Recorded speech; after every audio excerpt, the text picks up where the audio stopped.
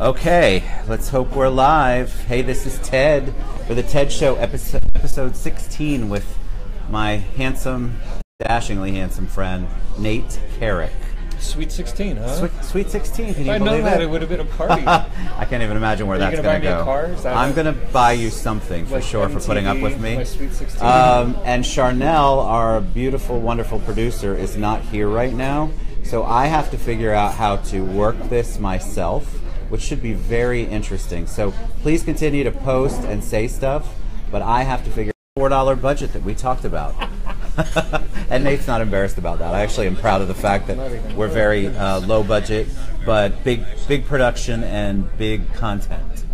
So Nate and I have been friends, I think it's 2 years, maybe? At least 2. But we Feels met, like a lifetime. It's been a lifetime. He's my, he's one of my soulmates. Love him to death. And we're BFFs. We're BFFs. You can see how this show's going to go. And we have, look, it matches, sort of. I'm kind of matching. We match all. I almost wore that. This pocket square, which I need you to be able to see. Pocket circle. Nate, in a past life, used to own a tie store. Haberdashery, that's correct. Haberdashery, and so he gifted this to me, which was so sweet. And so I wanted to make sure I wore something today that was bright, just like him, and could showcase the pocket circle. I made the silk myself. You made the silk yourself? I bet you did. But we met at MBA, which is the LGBTQ Chamber of Commerce, and it's an amazing organization. And Hector and Jules invited me out. We were way out from New York Life. Yep. We were way out in the middle of Disney property. I want to say it was a newer hotel or a new... The B Resort. That's right, the B Resort. So I usually don't drive anywhere out there, but they convinced me that there would be a bar, so of course I went. And then afterward, we went to Jilson's. Hey, Jilson, would love to see you on the show at some point. Restaurant. And Nate came with us, and he happened to get stuck down near me, and we hit it off, and yeah, it was love at first sight for sure. Well, on my part anyway. And so that's how we met. So I had no idea what he did, and of course nobody ever knows what I do, which is the point of this show on occasion. What do you do? I know. We need to do a show about a TED show about TED. We do at some point. Wouldn't that be fun? It should be like, this is your life. Can I be the moderator? You should be the moderator. Can I be the moderator? You 100% should be. Totally in our teeny little camera that we have going on. Actually, I had somebody ask me, can I bring 6 people to be on the show? I'm like, 2 of us can barely fit. My neck and cheeks can barely fit into this camera view. So my ego barely fits. Your ego. Well, we're going down a slippery slope right now. So we met, hit it off, got to know each other, became friends, had no idea what he did. And then once I learned a little bit about what Nate did, I was fascinated. So Kaizen is where you train, or the method you trained under. And I'm going to let you tell them a little bit about Kaizen, your history, and then how you started CMARC. Sure, absolutely. So Kaizen is Japanese. It's actually 2 words. It's Kai and Zen, which means change is good. And the idea behind what we do is we help companies transition from one thing to something else. Change is often scary. Change can be unpredictable. It's unknown. You don't know what you're getting into. And a lot of the organizational friction that we get. I like that word. Yeah, right? That's Isn't awesome. that good? That sounded Friction. like I knew what I was talking about. I like you. You totally know what you're talking about. I read that at organizational. The organizational friction we get in resistance to change is because it's an unknown and people don't like doing something different. Many of us have read the book Who Moved My Cheese? Yes, and it's that was an awesome book. Yeah, it is an awesome book, and it was all about change and people's reluctance and how do you personally accept that. And what Kaizen does is it gives us a framework to identify where we are and measure that, depict where we want to be in the future, and then it illuminates the path to that. Illuminates. I love that. I know, I use that a lot. I know you do. And the big concept behind Kaizen that makes it very different and also very appealing, I think, is that Kaizen is not about big drastic changes. Kaizen is about continuous improvement. So it's better today than it was yesterday. Better today than it was yesterday. I mean, is that how when you're talking to people, because obviously we talked a little bit about this before the show, people are afraid of change. Yes. They choose the stagnant, crazy world they live in over anything change related because they don't know what's happening and They like to deal with the known versus the unknown. So how do you get us business people out of that, or at least convince us that that's a good thing to do, and it's not this major giant leap, that you can actually do it in pieces? Right. First of all, you don't try to make a huge drastic change. And we've seen this time and time again with clients. We worked on a client recently, a large theme park, shall be unnamed. And we went through a discovery period and found what a future state, an ideal future state, should look like. And then no changes happened. And the reason is because the difference between the future state and the current state was so drastic, nobody wanted to go on that journey. It's scary. Especially a doctor, it's very scary. So what we do and what Kaizen does is it helps us take people through that process. So the concept of continuous improvement means that you don't have to do it perfectly. You don't have to do it right. And that's where people really get hung up. I agree. And that's where you stop, because you think, oh, I should do this better. And then you think, well, what's better? And you think of all the different options. And then you become, I call it analysis paralysis. You over... I love these hashtags. Analysis paralysis. I got Thank you, Erin. She said we're looking good. Ooh, thanks. Thanks for the comments, guys, by the way. Pam, I'll do a show on just the TED. And maybe the Nayte. We'll do the Nayte. That'll be fun. I didn't mean to interrupt you, but I have a question on that. So, sure. Because that's also, besides the fact that people don't like change, then if you know you need to change, it's almost like you're admitting that what you've been doing all this time is wrong. No, and so there's an ego thing. Yeah, not in any way. So what Kaizen says is today's not perfect and yesterday wasn't wrong. That's what we get. So a couple of the pointers that we give to people when we're starting on a journey of continuous improvement is these kinds of phrases. It's easier to edit than it is to create. So your first version, your first attempt, your first draft, it doesn't really matter because it's going to change. So just put your best foot forward. Don't worry about it. And then tomorrow when you come back, you with a fresh set of eyes, you read what you wrote, or you see what you decided to put in, and then you can make a better judgment about it. So editing is easier than creating. I love that. Start now. A lot of people put off the changes because they're afraid of it or they get overwhelmed. But start now. And the next is do it better next time. So definitely, when you're looking back, you see what can I improve on this, and how can I do this better next time. And then the final step is to document. Documentation is so people are afraid of that too. People, it's not that people are afraid of that. People think that it's a very tedious process. Agreed. But it's so important to business continuity and to being able to make sure that operations can go on regardless of whether you have a key person. I mean, we've all been in that situation, and we know of people in the situation where there's one or two people in the company, and without them, nothing could happen. Correct. And that is an ideal situation for documenting and improving those processes so that somebody else can do that. That takes the stress and the pressure off and eases a lot of that organizational friction. I like the organizational friction. We got to hashtag that. Patty Swanson already did the hashtag analysis paralysis, and Louis Galati just said great info. Oh, so fantastic. I love Louis. Yeah, hey, Louis. Love you too, Patty. All right, so that sounds, I think probably one of the biggest challenges it must be for you is that sounds all here, and for you to bring it down to make people like me who are in business understand the process and not be afraid of it. That's got to be a little bit of a challenge, I would imagine. Because the first time we met, the first couple of times we talked about business after we had finished a lot of wine or vodka, or both, or probably all of the above, when I tried to listen, I thought, gosh, this is so over my little pea brain. And so that's got to be a challenge, which you have done an amazing job. You've got the pink boxes, which we'll talk about in a minute. And I just think that's what people are afraid of. That's why sometimes they don't bring on a consultant. Right. Because they feel like that consultant is never ever going to understand what they're going through, and they're going to talk way above their head. Right. So we frequently try to stay away from the C word because people don't like consultants. Consultants implies that you're doing something incorrectly or somebody's going to lose their job. That's usually the perception. So we go by the term business advisors, business advisory. It's a much softer way of Business saying advisory. that. I like Business that. advisory, and people are often put off or scared or trepidatious, whatever you want to say, about that first step in moving forward because it's so unknown.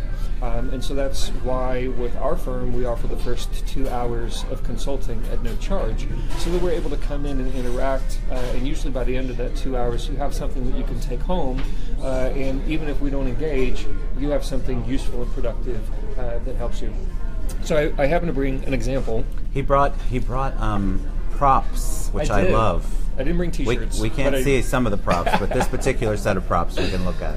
Okay, so this is an example of complimentary consultation we did for one client. And look at the colors, because that's really what hopefully you'll be able to And see. put this up here. Yeah, we'll send it to you if you there ask. it goes. Oh, there you Right. go. So this is the process flow. Blue is the input, and the top right green is the output.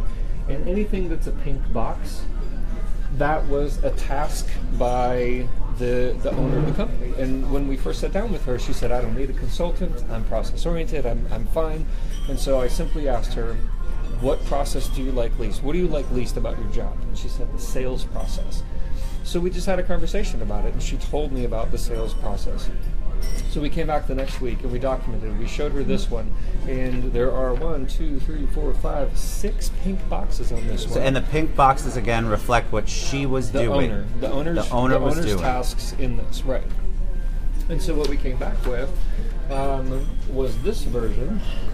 See if it'll come in clear. And if you there we go. See that? There's only one pink box. There's only one pink box. That's amazing. And the rest of it is things that we automated, that we standardized and handed off to an admin. And also in this pink box, we implemented schedule blocking, which is one of my favorite things. You talked about that today. Fascinating. Yep, schedule blocking, which is where you only do certain activities during certain times. And Yolanda, her, you're not a troll. Yolanda just said, "I love this. Sorry, guys, I'm becoming a troll." No, she wants the. She meant she's putting a lot of comments in. She wants the 2-hour consulting. Great. By the way, Oh, she wants the consulting. So the pink box. Yeah, so we took it down. So the other thing that we get out of that, if you remember from the first one, the path when the customer comes in until they out is circuitous. It's random. It could be different for everybody. And the path that we proposed and have implemented was a continuous path. So no matter how your customer comes in, they have a consistent experience. They know what to expect. You know what to expect. It's a predictable, measurable process. And the best part about that is, if you are going through this and you find something that you can do better, you can simply change it because it's so consistent. You can see where the irregularities are, or you can see how your changes affect the outcome. They might affect them a lot. They might not affect them at all. So then you have the ability to manage. That's so powerful because that puts it into perspective what you were doing and then what you're proposing they do. And a lot of times, as the owner or the decision maker, you're not. You think you're aware of all the things you're doing or not doing, but you're really not because you've never taken the time to block it out or process it out. Correct. And very few people take the time to do that. So she was happy, I imagine. Very happy. That's one of a number of processes. So this was during our 2-hour consultation. She got all of that back in the presentation. And from there, people can decide, do they want to continue on? Is this something they feel like is going to be worthwhile or not? There's no cost to it, and you have a documented potential future state that shows you a roadmap of what's possible. Yeah. So tell me about the audience that would, or the size of the business. Is there too small, too large? Do you focus? We have a lot of small business owners here, smaller business owners. So they would probably be in the 5 to 50 employee range. Right. Can it apply to anybody? Continuous improvement not only applies to big companies and to small companies, it applies to your personal life. And as an example, I use continuous improvement to help me load the dishwasher and also to schedule my appointments. You have to talk about that. Yeah, so most of us, when we load a dishwasher, as we're putting things in, you put the silverware in, however you put it in, you put the plates in and other things. and you shove it in. What I have done every time I load the dishwasher, I analyze how I did it and see if there's a way that I could do it better. And what I found is that if I separated, because I'm handling the utensils one at a time, if I separate the forks, knives, and spoons as I'm putting them in, when it comes time to put them away, you just grab one whole thing and drop it in the drawer. Instead of just throwing it in there arbitrarily. Instead of having to pick through it afterwards. Gotcha. Very smart. So it's analyzing how many times you're touching it and when is the best time to do that organization. Well, so you really do apply it everywhere. Yes. So that's just an example so that you can see that it's even applicable for the smallest businesses. Most of the clients that we work on long-term projects for are between the $2 and $100 million range, $2 million. But we do have several clients under that, and we work on these types of engagements that are really beneficial. It's really beneficial. Well, I think that people, again, if it's a smaller business, and we've got a couple of people who have commented, and you've got a giveaway at the end, a treat. I've got a couple. Oh, I'll let you continue then. Go ahead. Yeah. Take over, man. So I'm just Oprah. That's all right. I'm not Oprah. Let's see if this shows up correctly. Oh, look. This is his information. Is it? I love these. Yeah, it looks good. I can see. Oh, wait, It'll take a minute. On the screen. There it goes. Yeah, you can sort of see it. Oh, no, it's backwards. It's backwards. We had to flip. So, yeah, we flipped. And then we flopped. So our website is the letter C, the word mark, and then the word group. And an email that you can get to us is info@cmarkgroup.com. So the first two people that email info@ or that comment on this video, and Ted can see that, that want to go through the hours of consulting, for the first two, because of the TED show, we'll give 5 hours of consulting. 5 hours. To 2. Yeah. 5 hours of consulting. So say yes quickly. Yeah. The fee. Oh, it's backwards. Yolanda said. Yeah. I know. It's crazy. We can't figure that out. How that works. I'm just glad that I was able to get this up without Charnel, because normally if I do it. No, I'm just kidding. Okay, it's funny. You should try. That's an awesome offer. So the first two that comment, I think Yolanda did. She's one. Mm-hmm. Get 5 hours. 5 hours. First two, we'll give you 5 hours. That's amazing. So but comment quickly. Anybody at all, our standard is 2 hours. And we have somebody standing by, meaning that email address, and also this to respond. So I wanted to put out 3 trivia questions because I love trivia. Oh, trivia. Let's do trivia. And I will take these answers at info@cmarkgroup.com. So I've got 3 questions. First of all, what country did Kaizen originate in? Ooh, what country did Kaizen originate in? We talked about this a little earlier. I think I know the answer. But we're not going to give it away. Okay. And don't Wikipedia that. That's cheating. Oh, you know they're going to Wikipedia. I did. That's how I got these Google. questions. Yeah. Totally. What company started Kaizen? You've told me that, and I think I know the answer to that, too. And then, what is one of the most important concepts of continuous improvement? And there are multiple right answers to this one, but I like to do this exercise so that people think about what continuous improvement means to them, because it's all about your perspective and what you're going to take out of it. Spell Kaizen again for them, so when they do Google it in Wikipedia, it's K-A-I-Z-E-N. Right?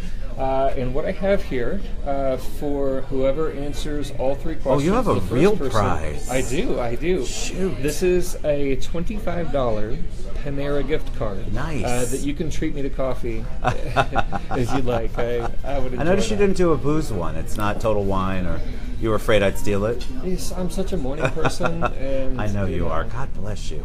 You were telling me today that you block out 5:30. You do scheduled blocking, which you should talk a little bit more about. You do 5, but 5:30 is one of your blocks. Mm-hmm. So tell them a little bit about scheduled blocking, and then if you need us to repeat the trivia questions, ask me. We'll repeat them right at the end. Yeah. Mm-hmm. So tell them a little bit about scheduled blocking, because that's something I 100% need to do. Right.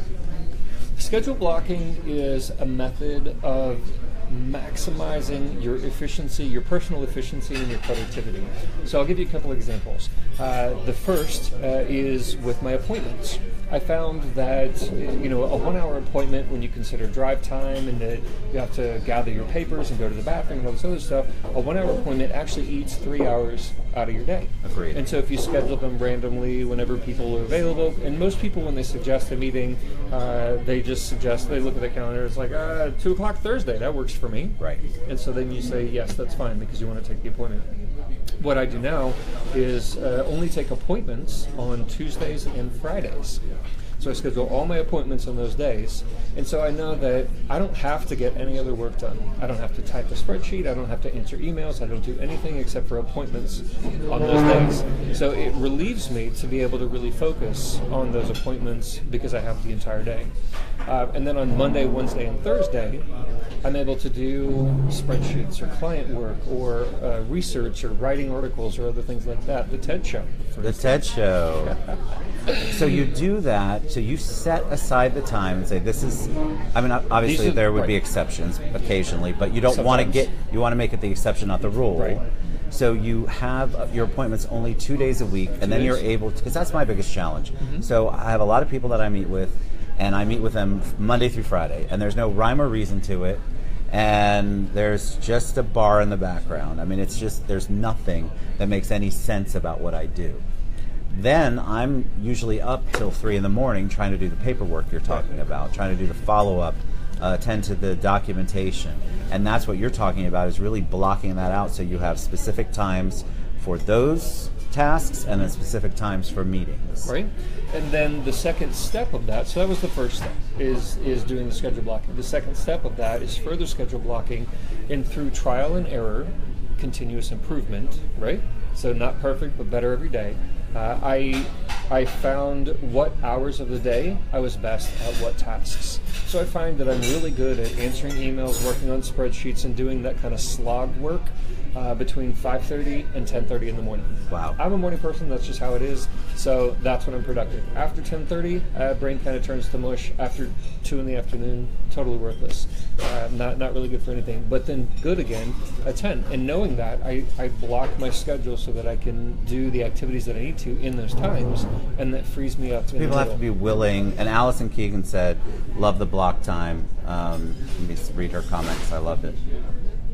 Things are always overlapping, and that's true. So that's what so if you block and you're able to be consistent with it and become more disciplined, then that allows you to become more productive, because that's really that's my biggest challenge right now, is trying to figure out how to fit all appointments in and then have no time during the day, and so everything else gets pushed to the evening. Right. And those other things are important because those are the supporting activities to your day-to-day business. Meetings could be your revenue generating, or they could be your connecting, but it's those follow-up emails, and when you have the meeting and you say, oh yeah, I'll email it to you, or yeah, let me, I'll make that spreadsheet, or I'll send you that article. Those are the types of things, the follow-up, that are so important. And if you don't allow yourself the time to do that, then they won't be done. And that's what happens, I think, with networking. I'll use that as an example. So we all go to these 2 to 3 networking events a week. We collect all the business cards, and then we leave absolutely no time for follow-up. And then 3 months later, you get a wild hair, and you're like, I'm going to reach out to everybody, and you have no idea where you met them, what the point of reference was. And so building that follow-up time in, that's just one example, is so critical. Like I'm guilty of it, so I'm not condemning anybody. I will get a card, and I swear if I don't follow up in the first couple of days, a week later I'm like, where did I meet that person again, and why was that an important conversation? You waited too long. Yes, I waited way too long. And you always think when you get it, you're like, oh, I'll remember this. Yes, and you don't. I mean, I don't. But if you had scheduled blocking for that, if you're a networker and you go out there, which most of us are, we go out and we network. If you had some scheduled block time and actually were disciplined enough to do it, those networking events would be exponentially more productive. Way more productive, because you would schedule them and then the follow-up. So as we're moving through this, I wanted to talk briefly about, how do you know if this type of business advisory, or this type of consulting, or this type of work could be helpful for you in your business. That's great. And the easiest way to do that is we have these 5 questions on our website, the letter C, the word mark, and the word group, cmarkgroup.com, halfway down on the page. It says, how would you know if you could benefit? I'm going to read them off to you. If you find that you are making the same mistakes over and over again, and you're constantly fixing the same mistakes, if you say yes to that, you could use some continuous improvement. If your customer experience is inconsistent, if your critical processes are not documented, and we talked about this with those key people and documenting the processes or whatever, so that's another one. Has your growth plateaued because you're too busy to take on new endeavors, new activities, new clients, new whatever? You can't take on more because you're so busy. If you are, then just like the example that we gave where there were 5 pink boxes and then there was one, is an opportunity for her to then grow her business, because now she can work on her business instead of in her business. I love that. Yes, I love that one too.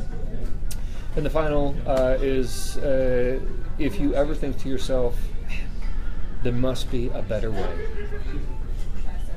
We should have a conversation. It's really easy to do, and it's a fun process to go through. You'll learn a lot about yourself and your business. There's no cost for those first 2 hours or first 5 hours for that's amazing. The people that come in, and it really opens you up and allows you to do more of the things that you love and do more of the things that you're really good at. And if you do more of the things that you love and the things that you're good at, your business overall will be more productive. Right. And you'll be able to not get stuck in the minutia of the things that you're not good at or don't like to do. Or at least you're blocking the time out to do that in a productive manner so you can have more productivity out on the things that you do. Absolutely. I mean, we hear over and over experts, I'm sure it's experts because I don't say this, but experts say that instead of doing a job or doing work for money, you should do something you love and the money will follow. Correct. And it doesn't necessarily have to be whatever your hobby or passion is. There are often things in a current job or in a current situation that you like or that you're good at, and if you can find a way to focus on those things and figure out a way to either share the workload with somebody else or offload those or systematize them or whatever the things that you're not good at, then it makes working much more enjoyable. It makes it a lot more fun. And my final example on that, we all have these weekly or monthly tasks that we have to do, whether it's, for me, it's QuickBooks. I got to go into QuickBooks and click on my credit card transactions or whatever. I don't know what I'm doing. My accountant usually helps me with that. But it's such an unpleasant task, and even though I'm supposed to do it monthly, I often wait 2 or 3 months just because I don't like doing it. Correct. And so if you find that there are tasks like that you know you have to do them, it's important to the function of your operation, but you keep putting them off because you don't like doing it, the beautiful thing is, and I've found this over and over, somebody likes doing that. I agree with that. Somebody does That's like doing absolutely that. True. Somebody loves going through QuickBooks and clicking all the little things and typing in the stuff.